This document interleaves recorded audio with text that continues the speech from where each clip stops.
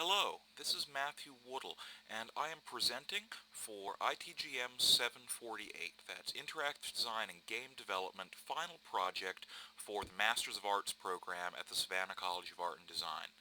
What you're looking at is an interactive level environment created in the Unreal Engine 4. Now, the point of this environment is to explore techniques to create a target visual aesthetic for a specific game. In this case, the game that I'm creating is Onmyoji Myoubu, and this is an exploration of Lovecraftian horror through a spiritual and cultural lens of Shinto mythology. And to that end, we are developing a visual aesthetic for this game based on the cultural arts of Japan and China, mainly Japan. So the goal here is to explore techniques to create this target look that can be compiled into a guide to allow an art team to replicate the core look of a game and save the art director a bit of time by presenting these techniques and processes more clearly. But what we're talking about within this level is just a sample, a slice, a proof of concept for the target look of the game. So just to start with, let me talk a little bit about what are the cultural arts that I've studied and made a synthesis of for this look. Um, Two of the big ones are bonsai and penjing, which is miniaturized trees and miniaturized landscapes respectively. After that, I've looked at suiseki, the art of viewing stones, which is finding beauty in natural rock formations.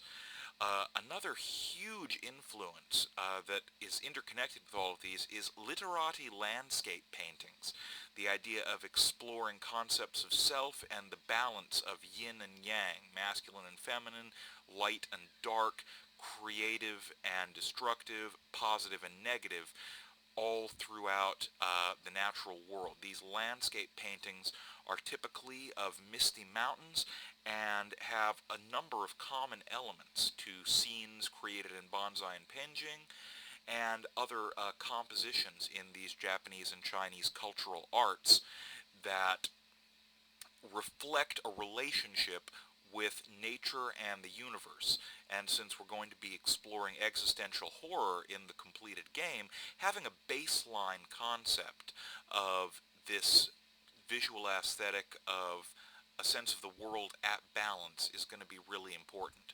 The other two cultural arts that I looked at when creating this are woodblock prints, from which I got simple, bold colors and gradients as the target takeaways from that art form. And finally, probably most importantly, cork shadow boxes, which had a carved and sculpted look and really emphasized the play of light and shadow in an environment. Now, from those, I've culled 4 or 5 core elements that I've sought to reproduce in this level. A foundation stone that is the basis for my platforms and my overall level construction. Architectural elements, houses and shrines that we'll see in a moment. Tree forms, which again echo the tree forms of bonsai and penjing. Ground cover, grasses, flowers, almost cluttering elements that really reinforce the idea that it's a living landscape and not just trees and rocks. And finally, the suggestion of water features, which are common to the landscape paintings, bonsai and penjing, woodblock prints, and all of this relationship with nature in harmony include this. So let's take a look at this level and explore it a little bit. The first thing, of course, is that this game is targeted at a 2.5D, 2.5D aesthetic. That's a 3D game world built with 2D gameplay in mind, in this case platforming and puzzle solving. But we're not really focused on the game mechanics for this. We're just focused on the environment design and the aesthetic that we're trying to create in this project. So The first step is looking at the construction layers. You can see in the distance I've got multiple mountains, and all of these are set up in layers from background to foreground. There's some in the extreme foreground, and there's this middle layer where all of the playable action takes place. And if I get up to a height here, you can see in the distance these far mountains and trees, and everything just kind of falls into place in this arrangement of layers.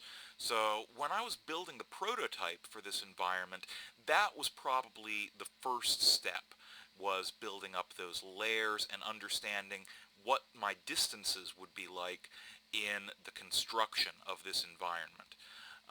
From there, I next moved on to atmospherics, which are heavily influenced by literati landscape paintings, as I'll be able to show you in the attached materials and references.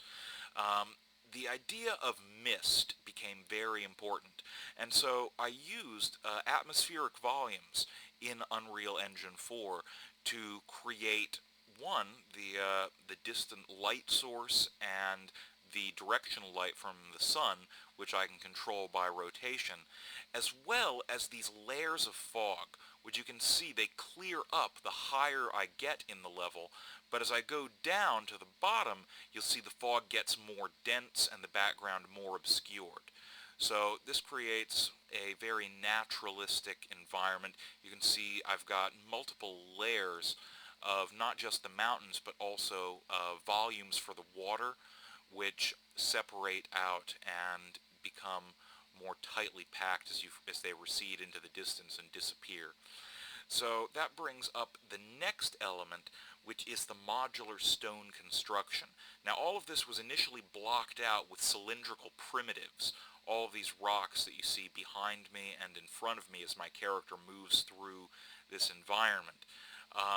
What I did was I sought repeating forms in my source materials, looking at cork carving and suiseki. I tried to cull the multiple different forms down to a few basic common shapes, and what I came away with was these two major modular shapes that could be scaled and rotated and reversed in different combinations to create a very natural looking stone formation that has been used to create all of this. And of course, in a more developed production, I would hopefully get a team together and find some more different forms to break these arrangements up a little bit with a little bit more variety. But I think this minimalist look with just a few rocky forms blocking it off really achieves most of what I'm looking for, at least for a proof of concept. Now, the next step was developing these tree forms, and I've got about 3 or 4 different types of tree, and all of these are following specific bonsai forms. These twisted trunks that you see are based on a Myoubu, or the informal upright style. It's one of the most common. You see it an awful lot in cork shadow boxes and in just bonsai trees in general. There's dozens of variations that could be done on it. Right now we're just looking at a few of those variations. For the informal upright, you can see up here the formal upright, which is straighter. You can see a few examples in the far background as well. And then the bunjinji, or bunjin style, which is evocative of those same literati landscape paintings. And you see those in the middle ground. They're very straight trees with these sparse foliage coming off of them. So to create those trees, I did a procedurally assisted modeling method where I sculpted trunks and then used spline-based wires to grow the trunks along those wires, including the branches.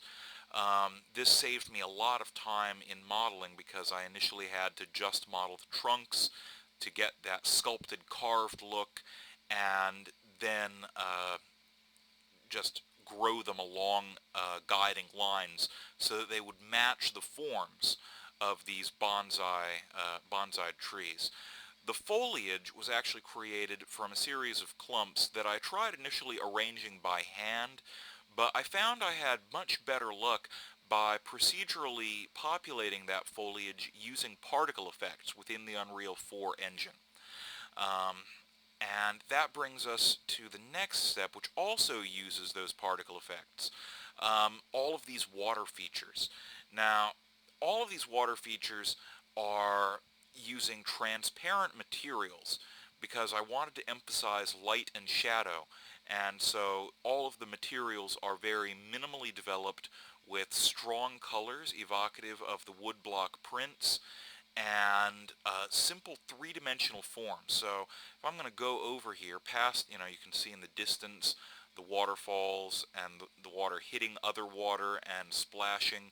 But if I go up here, I can see one of my waterfalls in better detail.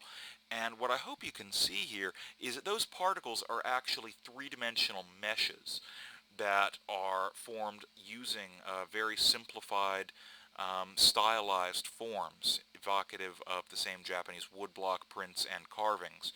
So even the water is essentially carved here. And I wanted to really make sure that flowing water gave a sense of movement and life to the level, especially since I'm not focused on sound development just yet. That will be implemented in the next phase of this project. But for now, we've talked about the water, the stone, the trees, and lastly, I'm going to talk about the architecture.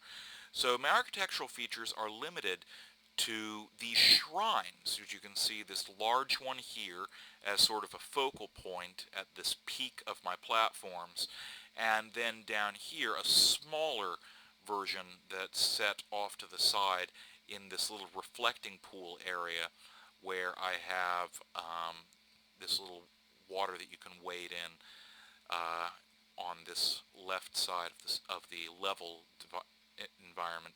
The other architectural elements are these foundations for a bridge that I've been crossing for my river area, and I've got these steps and scaffolds that let me build the architectural forms right into the mountainous rock forms.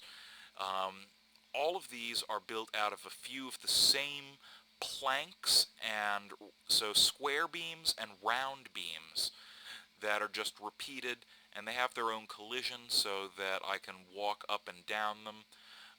The steps, of course, are their own mesh, but their foundations are a series of these square and round beams going forward.